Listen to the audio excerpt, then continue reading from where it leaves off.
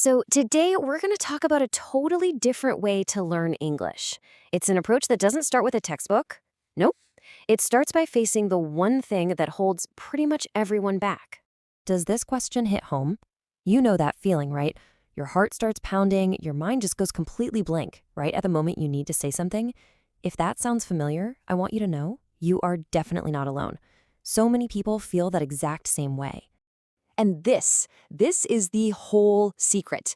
We spend so much time and energy worrying about grammar rules and memorizing vocabulary lists.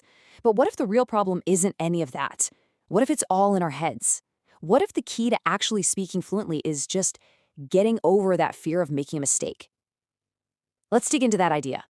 All right, to really see what this looks like in action, let's meet someone. Her name is Emily, and she's going to show us this really gentle but incredibly powerful way she weaves English into her daily life, starting from the very second she wakes up. Okay, so what's so special about this routine? Well, it's actually about what she isn't doing. There's no frantic rush. She's not immediately grabbing her phone and letting all those notifications flood her brain. Instead, she's intentionally creating this calm, quiet space in her mind. By turning down all that noise, she's getting herself ready not just for the day, but for a day of learning. And this is the very first thing she thinks. In simple English, just to herself. See, it's not about perfect grammar or fancy words. It's about grounding herself, setting a kind, positive tone for everything that's about to happen. Then she does something that might feel a little weird at first, but it is so powerful. She looks in the mirror and talks to herself like a good friend would. And notice what she says. You are learning English. She's not waiting for a teacher to tell her that. She is claiming that for herself, building up her confidence from the inside before the day even really starts. So, a calm morning is nice, but how does that actually help you learn English? Well, this is where it gets really interesting. This brings us to the heart of this whole method, turning your entire world into your lesson plan. And this right here, this is the absolute game changer. Emily decides that her classroom isn't some building she has to go to a couple of times a week. No, her classroom is her walk to the train station, it's her office, it's her commute. The whole world becomes her textbook. Just look at the difference here. This really lays it all out. The old way, it's so passive, right? It's full of pressure, waiting for the perfect time to start. But this new way, it's active. It completely flips the script. It replaces that fear of messing up with the simple joy of learning while you're actually living your life. So what does that actually sound like in her head? Well, it's just this quiet internal monologue. It's super simple stuff. As she goes about her day, she's just describing what she sees and does in basic English. She's not trying to have a deep philosophical debate. She's just building that English thinking muscle one little sentence at a time.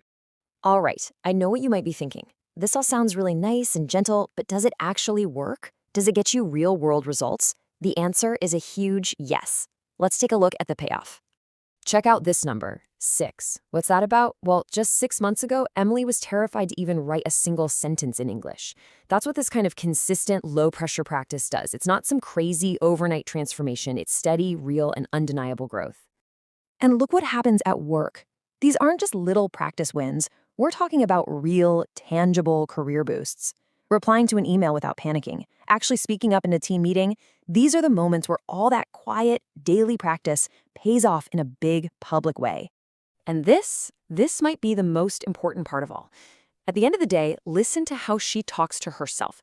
She doesn't beat herself up for not being perfect. She acknowledges the fear, and she celebrates the action. You did it anyway.